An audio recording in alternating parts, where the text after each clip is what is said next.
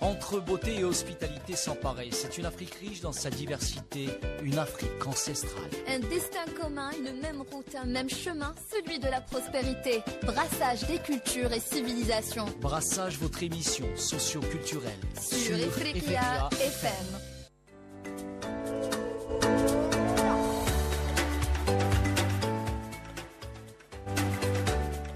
Bonjour à toutes et à tous et bienvenue dans Brassage, votre émission socio-culturelle panafricaine où l'on fait vibrer les cultures, les idées et les voix du continent. Aujourd'hui, on vous embarque dans un voyage sans valise mais riche en couleurs, en histoire, en paysages et en débats. Le tourisme en Afrique, c'est un potentiel incroyable, une richesse inestimable et pourtant, il reste encore sous-exploité. L'Afrique est un trésor et ce trésor, il attire pas assez encore, peut-être, mais ça bouge. Il y a de plus en plus d'initiatives locales, de jeunes passionnés qui réinventent le tourisme à l'africaine, de circuits culturels, de maisons d'hôtes typiques, de festivals, de randonnées. Bref, on est en train d'écrire une nouvelle page du tourisme africain, plus enraciné, plus créatif et plus fier aussi.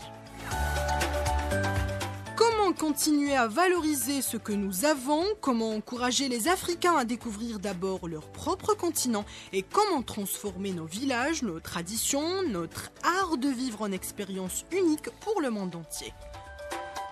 Pour en parler, j'ai le plaisir d'accueillir notre invitée du Cameroun, Mariam Niaza Ousmaïla. Bonjour Mariam. Bonjour Anya.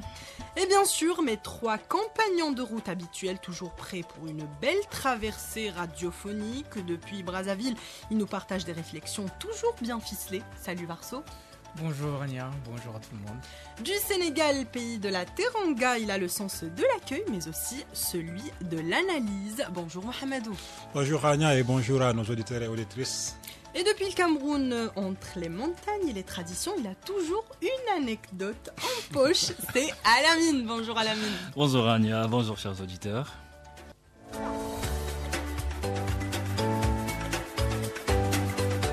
Entre beauté et diversité, Rania Aït Krassi rassemble les cœurs dans Brassage, sur Ifriqiya FM, la voix africaine. Pour commencer, l'Afrique, c'est plus de 50 pays, des climats variés, des paysages à couper le souffle, des cultures vibrantes, et pourtant on représente moins de 5% du tourisme mondial. Pourquoi, selon vous, ce potentiel reste-t-il aussi peu exploité? Et on commence avec Varso. Eh bien, merci pour la question, Rania. D'entrée de jeu, quand on pense à l'Afrique, on pense à des paysages à couper le souffle, une richesse culturelle inégalable et une histoire millénaire. Eh bien, tu as su le dire, le continent africain a plus de 54 pays et des milliers de langues, d'ethnies, de traditions, des forêts, des déserts, montagnes et plages. Vous savez, et pourtant, tu as su le dire, au moins environ 5% le continent du tourisme mondial, exactement. 5% seulement du tourisme mondial, alors que c'est près d'un quart sur la carte mondiale. Et pourquoi ça? C'est un paradoxe. Je pourrais dire que les causes sont un peu multiples. On parlerait d'une image médiatique qui n'est pas très bonne du continent. On parlerait aussi de peu d'infrastructures ou simplement la méconnaissance des lieux un peu de destination locale. Aujourd'hui, je prendrai par exemple le lac Rekteba au Sénégal ou les chutes de Kanombo en Zambie qui sont méconnues à l'international, mais qui sont des sites à couper le souffle. Et certains sites aussi qui sont inscrits à l'UNESCO, comme la vieille ville de Djenné au Mali, qui reçoit peu de visiteurs par an. Donc ce qui est une très belle chose pour le pays, mais un manque à gagner aussi pour le pays. Merci Varso. Mohamedou, la même question. Pratiquement Varso a tout dit. Moi, je vais juste ajouter la question le phénomène de la logistique. Ceci dit, par exemple, maintenant de nos jours, il y a cette promotion culturelle de nos pays. On le voit à travers les réseaux sociaux, à travers nos influenceurs, à travers les personnes qui sont vraiment influentes. Et qui font cette promotion culturelle de nos pays respectifs, de nos pays distincts. On en a au Cameroun, on en a ici en Algérie. Pratiquement, il y a des choses que l'on connaît des pays, c'est par le biais de l'Internet. Mais bon, c'est comme je dis, la logistique, par exemple, il y a beaucoup de personnes qui veulent y aller, mais il y a ce moyen de locomotion que beaucoup de pays n'en ont pas, je veux dire. Par exemple, tout est centralisé dans les villes. Donc, la circulation, c'est difficile. Donc, une personne qui aspire ou une personne qui veut se lancer dans cette aventure, si par exemple la personne pense à cet inconvénient, ça va quand même être un préjudice pour que la personne ait beaucoup plus de motivation. Donc la logistique, c'est un frein également face à ça. Il y a également beaucoup de phénomènes politiques comme autre chose. Merci Mohamedou. Alamine, Bon, moi, tu es d'accord? moi, je vais attaquer sous l'angle des statistiques, si c'est possible. Bien sûr. Bon, déjà, dans la contribution au PIB et à l'emploi de chaque pays, selon le World Travel and Tourism Council, le secteur du voyage et du tourisme a contribué à hauteur de 186,1 milliards de dollars du PIB de l'Afrique en 2019. Ça, c'est avant la pandémie du Covid, soit 6,9% du PIB total du continent. Et maintenant, dans ce même secteur, il a également soutenu environ 24,6 millions d'emplois en Afrique en 2019, soit 6,8% de l'emploi total. Bon, déjà, bien que ces chiffres soient significatifs, ils restent inférieurs à la moyenne mondiale qui est à plus de 10% du PIB global. Maintenant, toujours selon le World Travel and Tourism Council, il prévoit une croissance annuelle de moyenne de 6,8% du PIB du secteur du tourisme en Afrique au cours de la prochaine décennie jusqu'à 2032. Et maintenant, l'Organisation mondiale du tourisme a enregistré environ 69 millions d'arrivées de touristes internationaux avant la pandémie. Maintenant, si on essaie de comparer avec l'Europe qui accueille, lui, 780 millions de touristes et l'Asie et le Pacifique à environ 360 millions d'habitants. Une grosse marge de différence entre l'Afrique et ces deux... En Afrique, c'est combien? En Afrique, c'était combien 6,8%. 6,8%, soit 69 millions de touristes. En Europe, c'est 740 et en Asie, 360 millions. Une très grosse différence. Ouais. Donc, on peut dire que l'Afrique a longtemps été mal représentée dans les brochures touristiques, mais aujourd'hui, est-ce que vous sentez qu'il y a un tournant, une nouvelle énergie? Bien sûr, pour ma part, moi je dis que oui, il y a un nouvel tournant, les choses sont en train de changer. Comme Varso l'a dit par exemple, il y a cette médiatisation que l'Afrique a été stigmatisée, il n'y a rien de bon à découvrir, ce ne sont pas des pays qui sont vraiment stables, ce sont des pays qui ont été gangrénés par la guerre, par la pauvreté, par l'insécurité. Par l'insécurité. En fait, c'est des choses qui existent partout dans le monde. Les États-Unis, par exemple, c'est pas parler de la politique, mais il n'y a pas de crime qui est commis au monde plus élevé aux États-Unis d'Amérique. Oui, mais malgré tout, exactement. Malgré tout, c'est nous vraiment qui empochons en quelque sorte le plus haut niveau de catégorie ou de phénomène. La mauvaise imitation. Exactement. Oui. Donc il y a ce phénomène. Mais maintenant, par le biais de l'Internet, par le biais de beaucoup de choses, par le biais de ce qui se fait maintenant de nos jours, par la diaspora qui part et qui montre la culture africaine, qui essaie de faire la promotion, les médias, les réseaux sociaux, il y a également les NTIC qui jouent un rôle important, qui toujours rentrent dans le cadre du multimédia, de la communication et autres. Donc, c'est quelque chose qui est en train de changer. Donc nous tendons vers une phase où l'Afrique est en train d'être découverte. Par exemple, quand on prend par exemple l'exemple de Zanzibar, je scrolle souvent sur TikTok par exemple, et tu vois beaucoup de nationalités, beaucoup de races, beaucoup de couleurs différentes. Donc pour dire que c'est juste une plongée, je ne sais pas si c'est la Méditerranée, je pense que c'est la Méditerranée, c'est juste une plongée, mais qui attire beaucoup de visiteurs, et partout dans le monde, que cela soit. Et à chaque instant qu'une personne, par exemple, fait une vidéo sur ça, un contenu sur ça, la personne marque le drapeau de ce touriste, par exemple, pour juste dire que l'importance ou l'intérêt que maintenant les gens ont en train d'éprouver et qu'il y a également, qu'ils savent qu'il y a une désinformation totale sur le continent africain, l'insécurité, la stabilité, l'instabilité politique ou l'insécurité, encore une fois, comme je l'ai dit, qui existe en Afrique ou qui est en train d'être véhiculée par certains médias, c'est archi faux. Donc c'est tout juste de la désinformation et maintenant donc nous tendons vers un changement qui est vraiment important et c'est quelque chose à saluer. Merci Mohamedou. Mariam, qu'en penses-tu de tout ça? Je rejoins Mohamedou et je dirais que oui, absolument. Il y a clairement un tournant significatif dans la manière dont l'Afrique se raconte et se vend touristiquement. On observe une nouvelle énergie et une dynamique axée sur la mise en valeur de sa richesse culturelle, historique et naturelle au-delà des clichés habituels.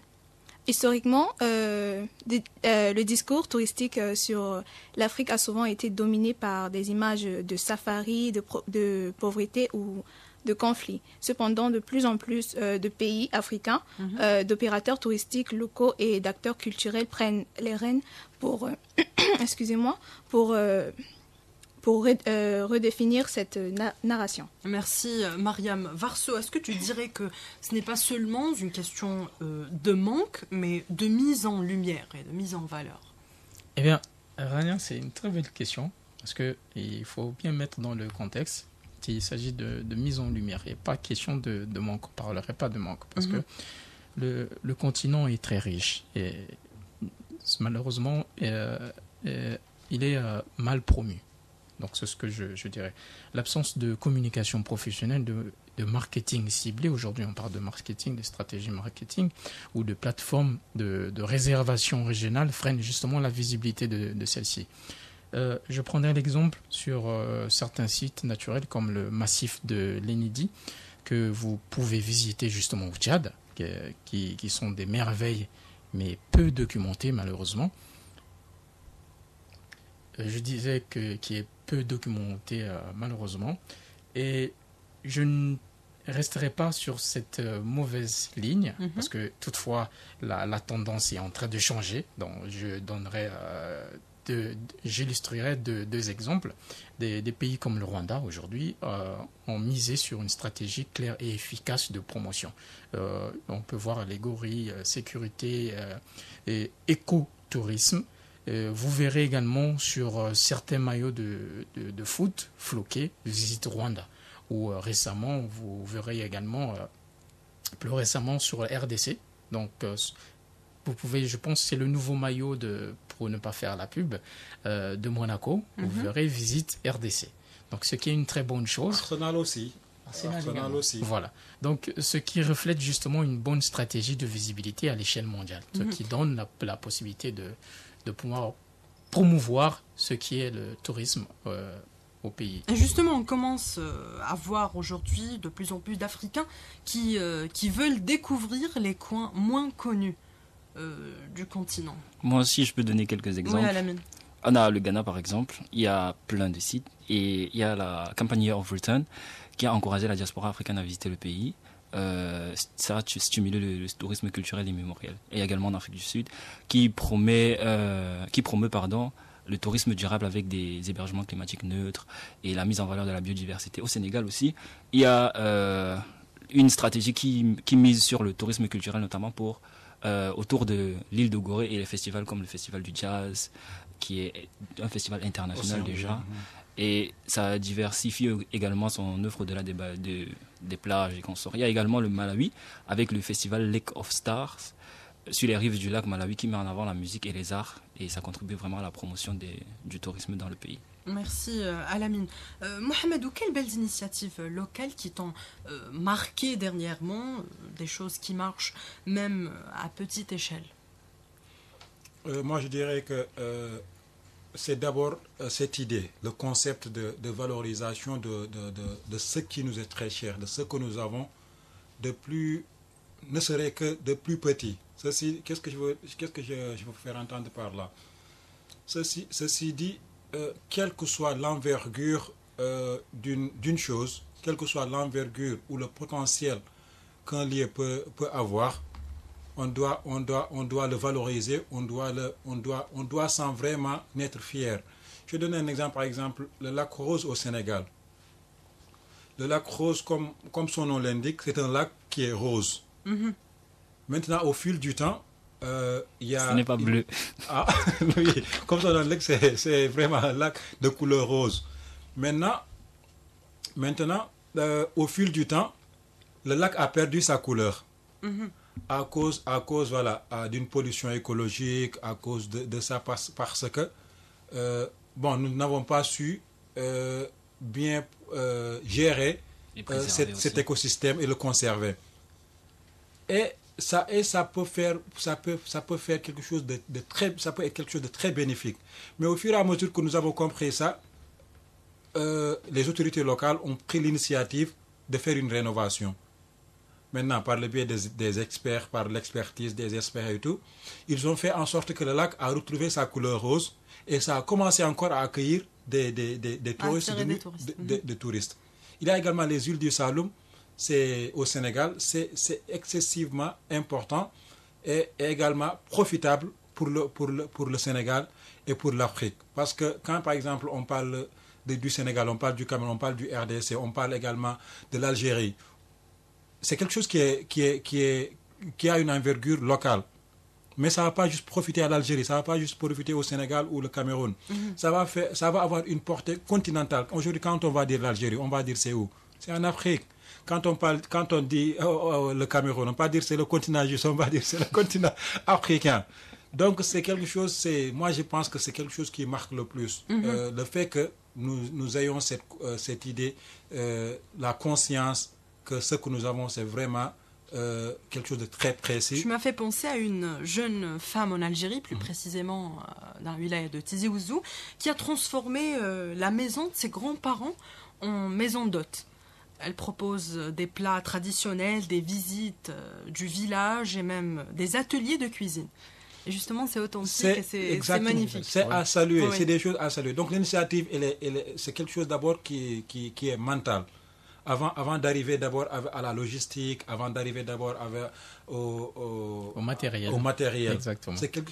Ça vient de la mentalité d'abord. Donc quand on a cet éveil de conscience et à essayer de valoriser, à essayer d'être créatif sur beaucoup de choses, là, des idées viendront. Des idées viendront et ce réveil va permettre à chacun de vraiment chérir ce qu'il a de plus précieux. Merci. Donc c'est quelque chose vraiment qui marque le plus. Merci Mohamedou, on fait une petite pause musicale, une chanson titrée Ambiance africaine.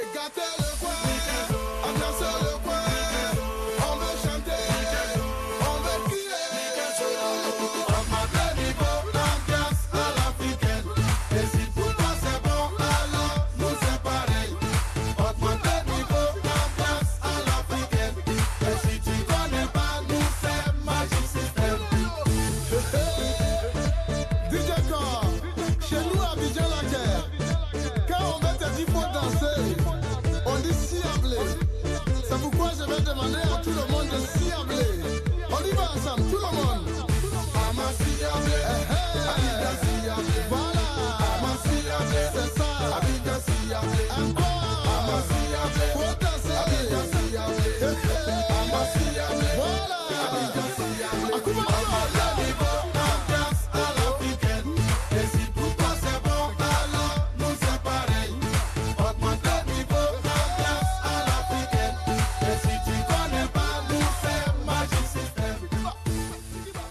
Et voilà de retour après cette belle escapade musicale aux couleurs africaines. On poursuit notre voyage ensemble toujours en bonne compagnie.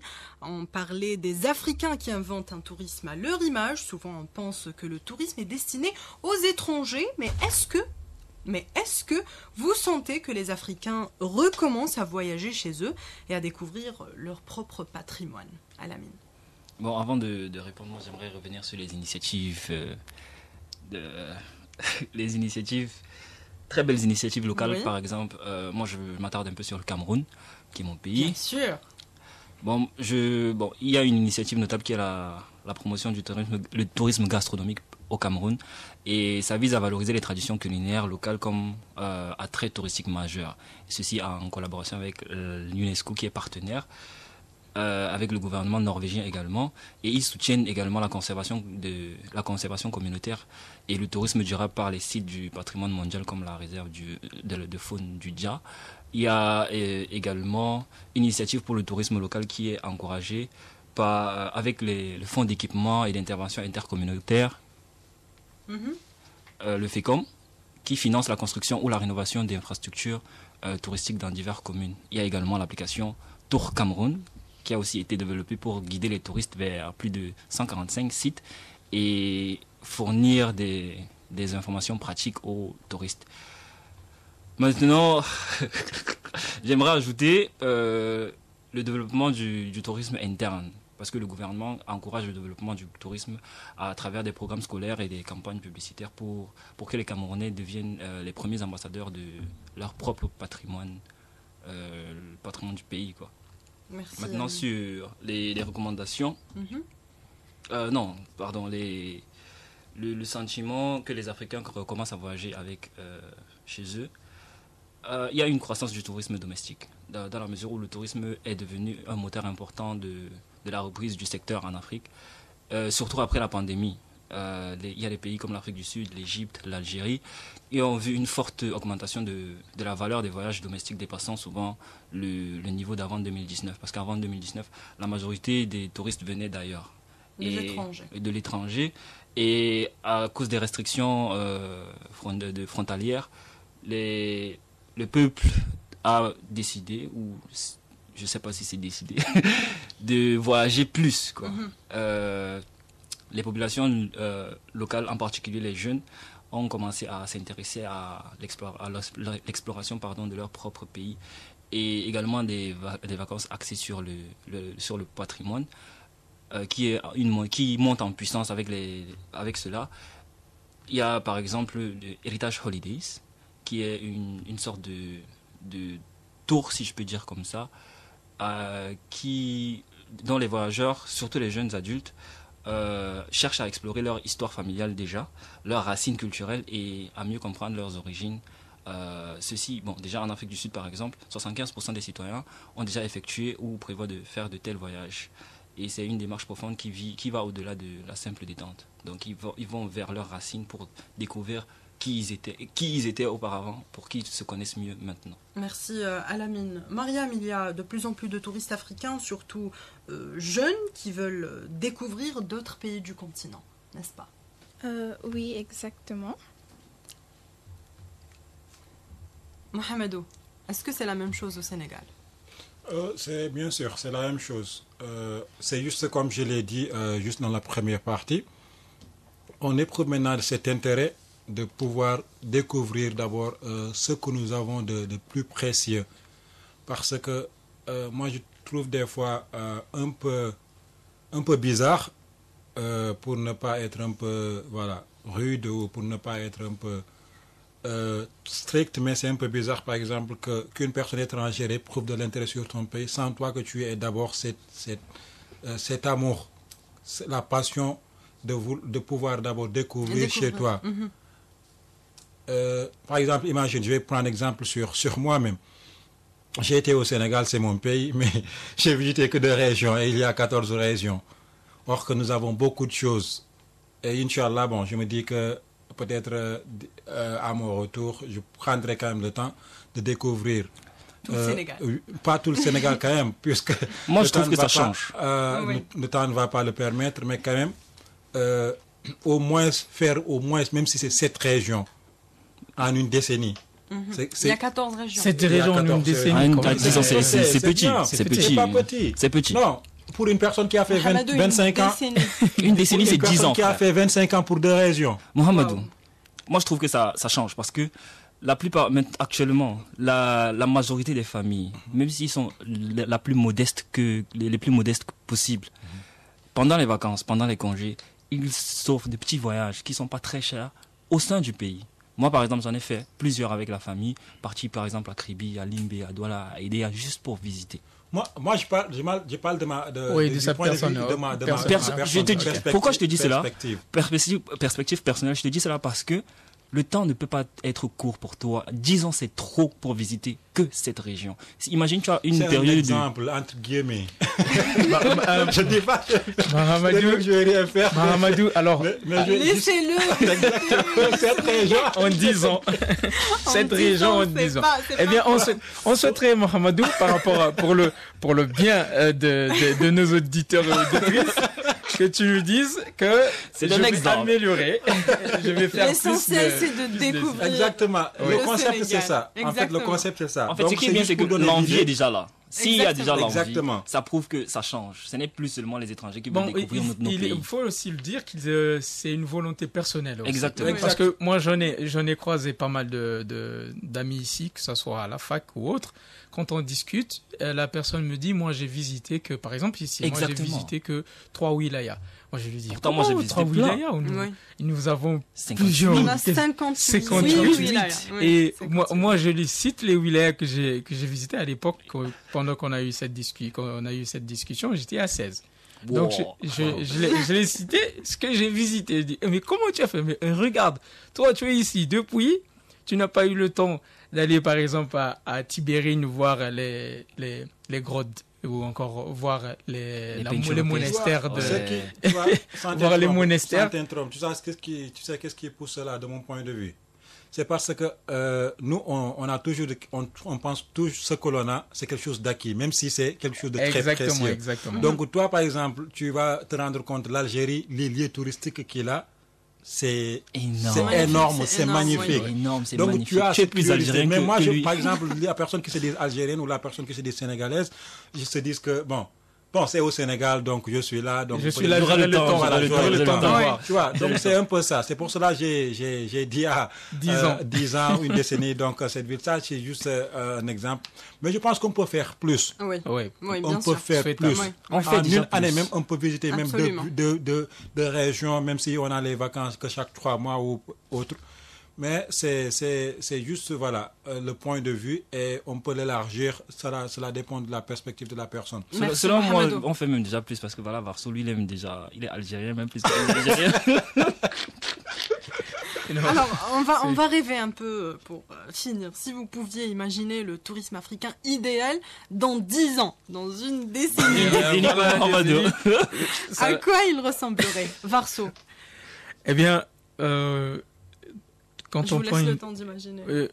à quoi Oui, pourrait Varso. ressembler Imaginez pendant justement combien de minutes, déjà. un tourisme africain, idéalement dans 10 ans, je dirais, le futur du tourisme pourrait être durable, c'est-à-dire respecter l'environnement. Mohamedou vient de donner l'exemple sur le lac qui a été pollué et puis retrouver sa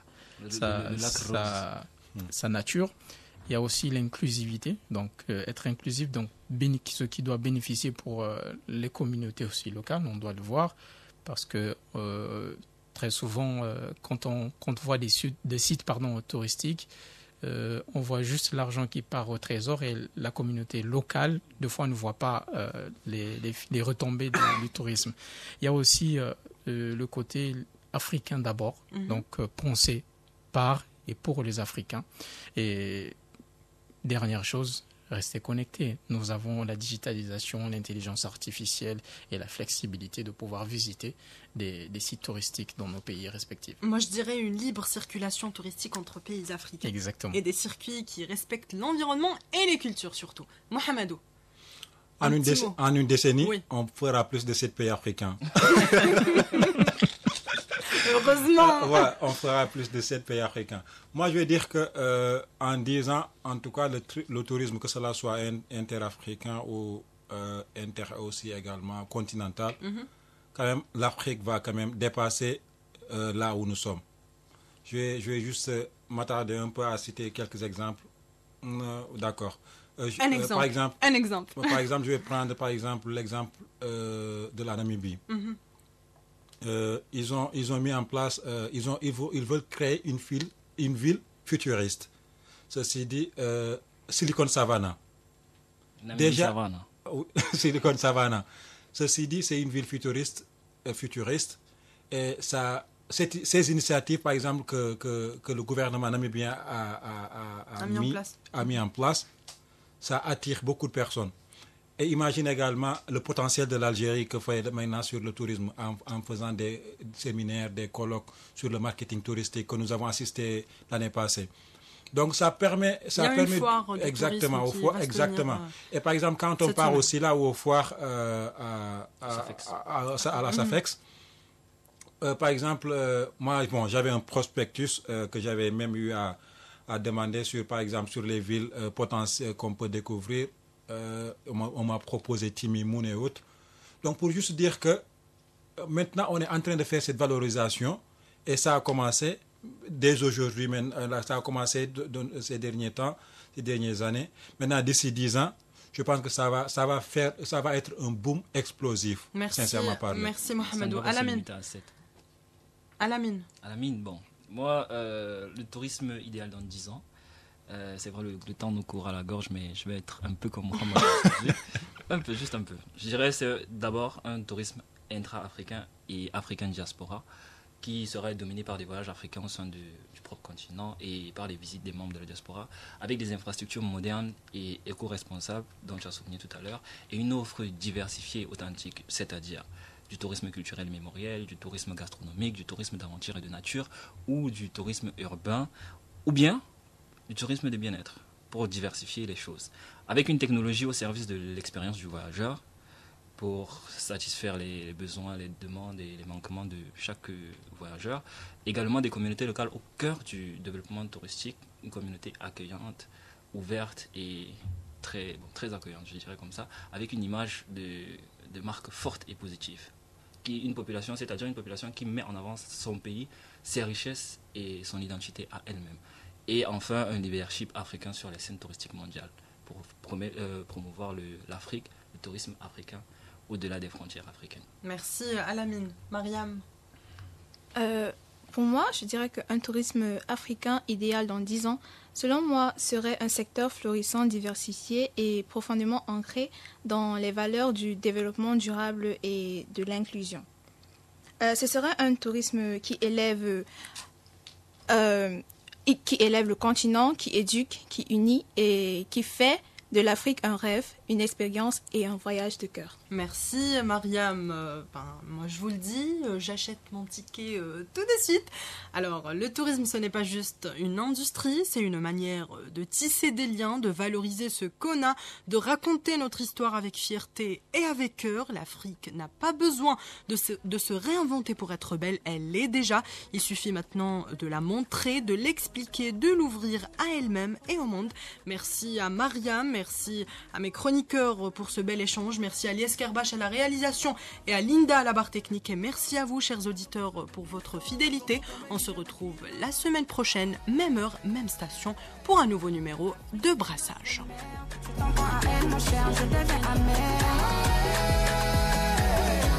L'Afrique, c'est notre mère. Tu t'entends à elle, mon cher, je deviens amère. La semence du futur de l'espoir se trouve en Afrique. Les plus beaux trésors de la terre se trouvent en Afrique. Main dans la main, on veut la paix, plus jamais la guerre. Chers frères africains, marchons ensemble, formons un du nord au